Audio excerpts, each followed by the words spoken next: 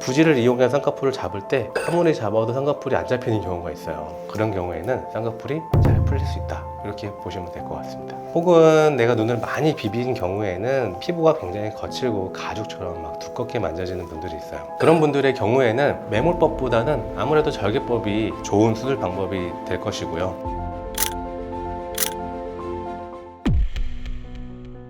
풀리는 원인에 대해서 상담할 때 물어보시는 경우가 있는데요. 사실 특별히 이유가 있는 것은 아닙니다. 너무나 다양한 이유들이 있을 수 있습니다. 첫 번째는 이제 수술의 방법에 따른 원인이 있을 수 있을 것이고, 두 번째는 환자분의 눈이 특징에 따른 원인이 있을 것이고, 세 번째는 이제 수술 후에 관리라든지 어떻게 생활을 하시는지 그런 생활 패턴에 따른 이유가 있을 수도 있겠습니다. 그래서 쌍꺼풀이 풀리는 원인은 너무나도 다양하다, 이렇게 말씀드릴 수 있겠습니다.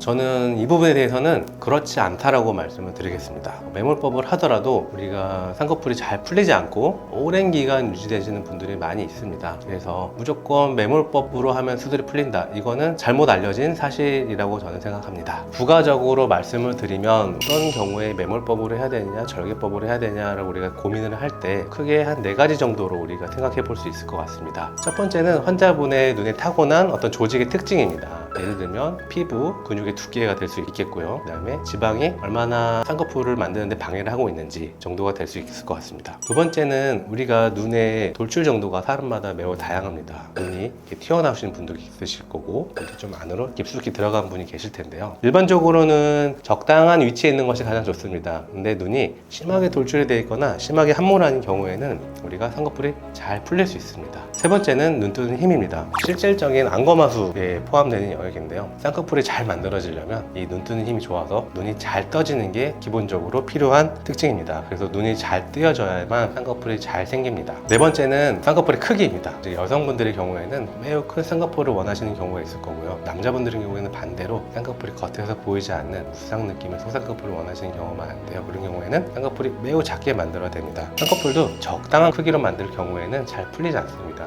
다만 너무 크게 만든다거나 너무 작게 만드는 경우에는 오히려 쌍꺼풀이 풀릴 수 있는 여지가 될 수 있습니다.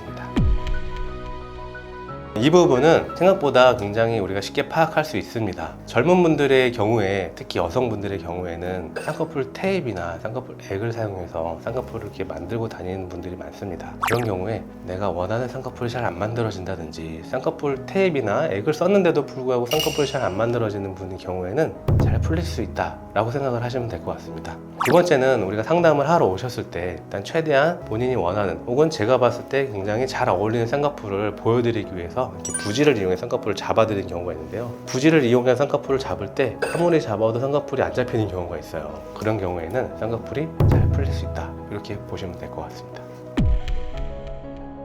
수술법이 따로 있는 건 아닙니다. 이제 비절개든 절개든 적절한 방법을 우리가 선택을 해야 될 텐데, 비절개로 하더라도 눈매 교정을 같이 해주고, 그리고 만약에 눈에 지방이 많다면 지방을 같이 빼주고, 그런 식으로 수술을 하고 안전한 높이의 쌍꺼풀을 잡게 되면 또 쌍꺼풀을 오랜 기간 유지할 수 있는 결과를 나올 수 있을 것이고요. 절개로 한다고 했을 때도 마찬가지로 우리가 적당한 양의 조직을 제거해주고 적당한 높이의 쌍꺼풀을 잡게 되고 눈매 교정을 잘 해주면 안 풀리고 오랜 기간 좋은 결과를 유지할 수 있도록 할 수 있을 것입니다.